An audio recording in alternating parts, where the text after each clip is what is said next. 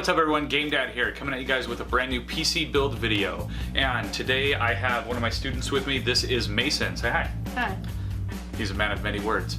Now, Mason has been saving up his money for a while and he wanted to be able to build a gaming PC, but one that didn't break the bank. So we got a nice solid mid-range PC build for him today, and we are going to take you guys through the process of unboxing all the parts, putting it all together, and then showing you a Cinebench score at the end. So, ready, Mason? Yeah. Cool, let's do it. Alright, so first up, the motherboard that is going into this machine is the ROG Strix B450F gaming motherboard.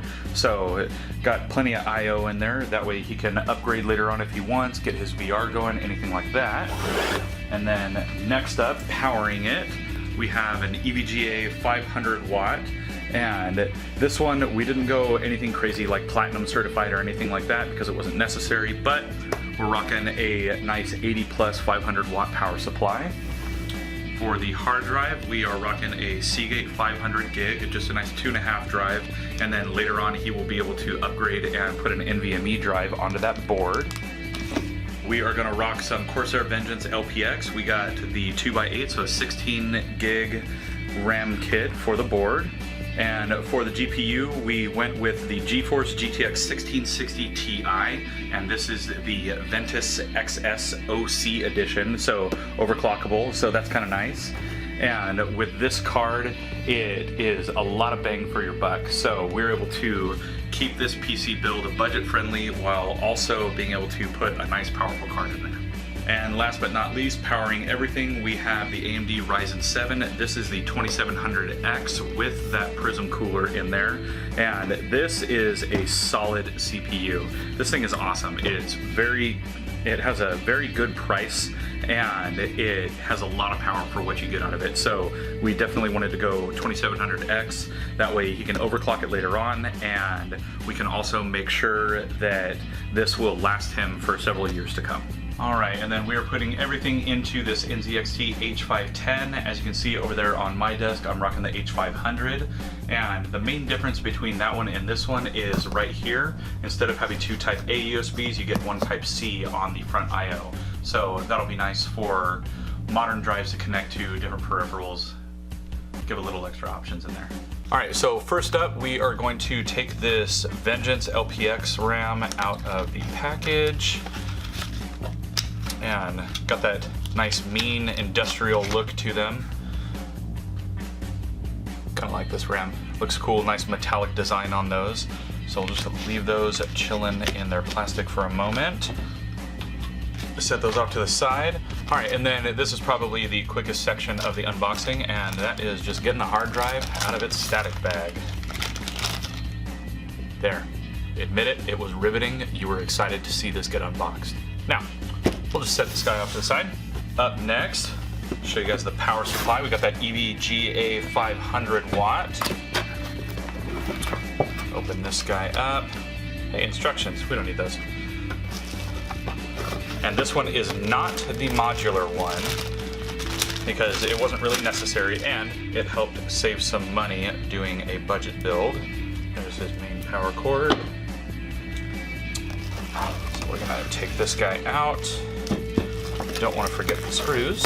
They're usually helpful. And we will toss that box out of the way. Now, by non-modular, what I mean is all of the connections are already attached to the power supply, as you can see right here. Go ahead and focus that back in for you. So as you can see right here, this is non-modular. Everything runs right into it. You can't just plug in and use what you need. You plug in and use all of it. Luckily, this case has really nice cable management options. But there we go. Lots of fun wires to play with later. Move that to the side. Up next, we have this MSI Ventus XS, the GTX 1660 Ti. I'm gonna go ahead and pull that guy out. Toss the box and the foam. Thank you for choosing MSI. Goodbye. More manuals, we don't need those. And here it is. More box, don't need that. We're gonna take this bad boy out. I like that this is a 2-fan design. It's kind of nice. Very nice fan. I don't even know how many blades are on that. It looks like, gosh, 16 blades on each fan. That's a lot. And it does not have the metal construction on the back that something like a NVIDIA supercard would have, but it's still got a nice back plate on it. We've got that cover right there protecting all the pins, and then on its I/O it has nice little plugs in there, you know, dust prevention. It comes with 3 display ports and 1 HDMI, so plenty of ability to connect to things.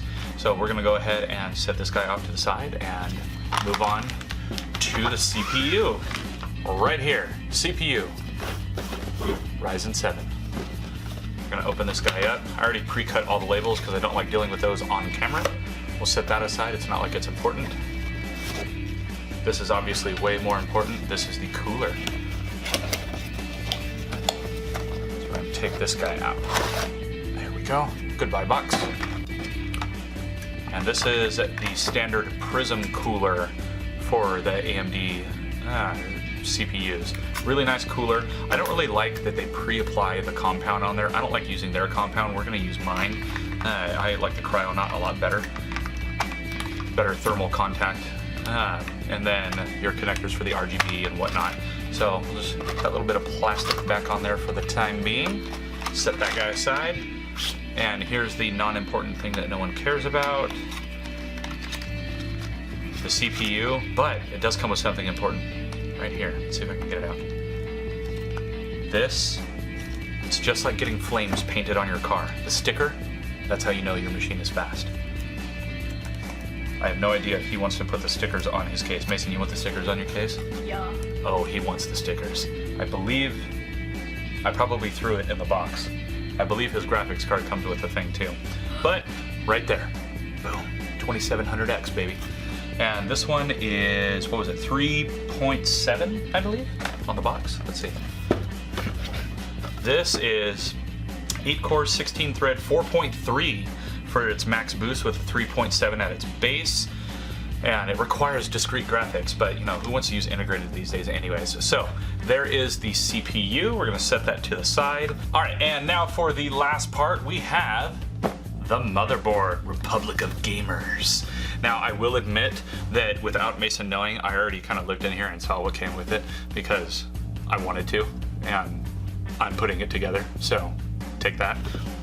We have the ROG Strix B450-F gaming motherboard, and it even has Aura Sync, and it's VR ready. Let's read a little spec about this.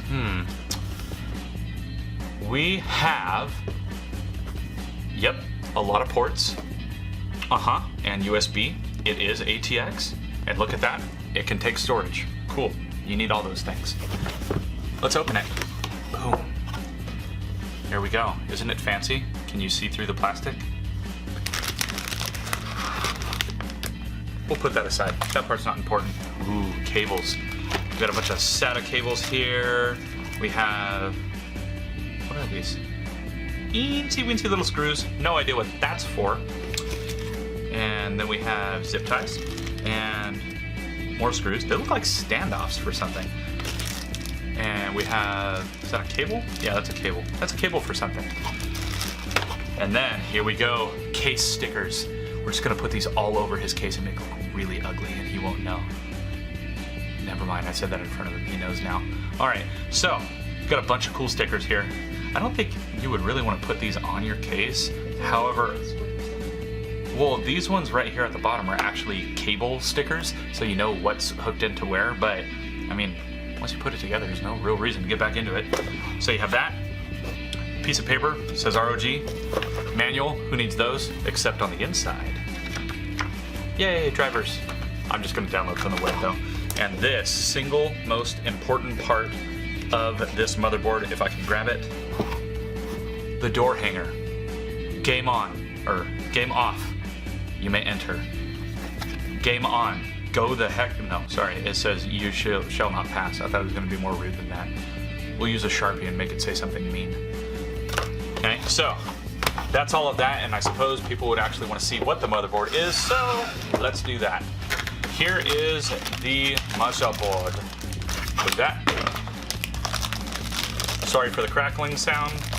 You should have known and expected that it would be happening in a video like this, so it's really your fault, not mine. We're gonna go ahead and take that out. I really like black motherboards. I don't know what it is. They look clean. It's very nice. So we have all of our PCIe lanes. I thought this could take an NVMe. Maybe it can't. I thought it could. Oh, there it is right there. That's what those screws were for. They didn't have it pre-installed. So the two little baggies that came with standoffs and screws are for an NVMe drive, which will connect there. I know one thing that we're gonna have to do, let's see, is this one strictly AMD ready? That looks like an Intel mount. Maybe not though. We will find out when we dive in to put the cooler on. But then, right here, you can see pretty good cooling on the VRM for this board. It's not bad. Then you have all of your I/O, including a PS2 port. That's fun. And then you have your gigabit Ethernet, so that's always nice. 5.1, unless you want to hook up your own audio to it. HDMI 2.0, display port, all your goodies. But, I mean, we're not going to be using integrated graphics anyways, especially because the CPU won't support it. But we are going to put all this into that 510 case.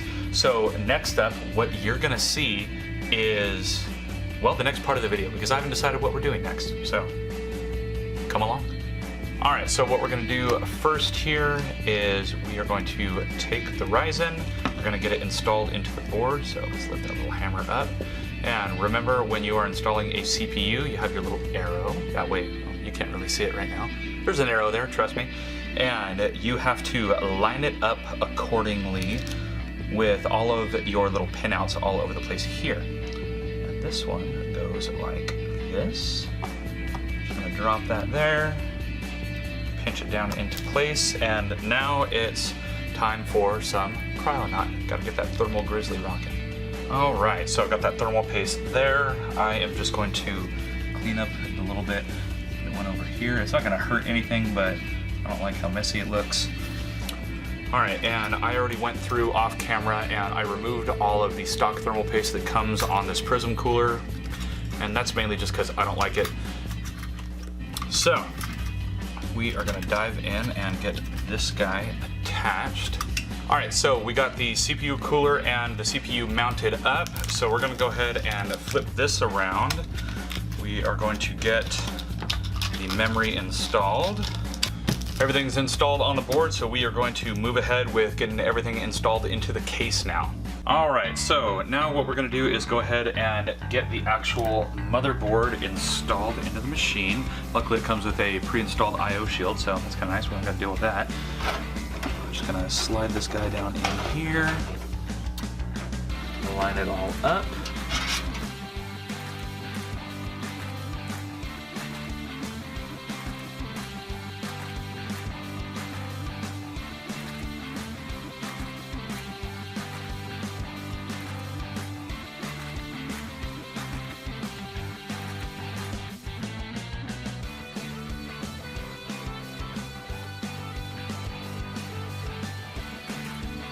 All right, so we're gonna go ahead and throw the tempered glass back on, but before we do that, we gotta get that, see how our single peel goes.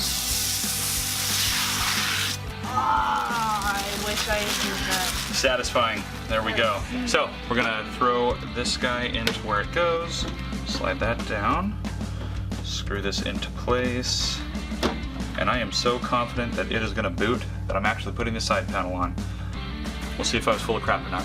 All right, let's see if it boots. Oh. He has to push the button. Yeah, there we go. Cooler's lighting up. Whoa. See if we get the ROG on the screen. All right, so we got it to boot. So now it is a matter of getting Windows installed. Go ahead and hit F1 on there. Total memory. F1 to run setup. 16,384. Yeah, 16 gigs of RAM. There we go, there's the BIOS. So we're gonna go ahead and get Windows installed, and then we will run a benchmark on it so that you can all see it.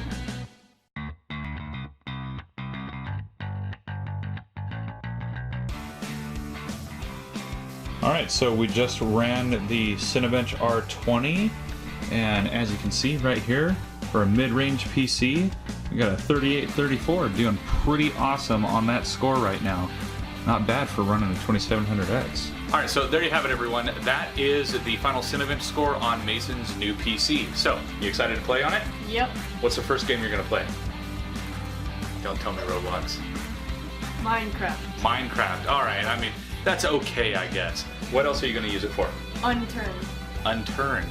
I do have that one. I actually haven't played it much yet, though. Is it fun? Yeah. Yeah. Okay.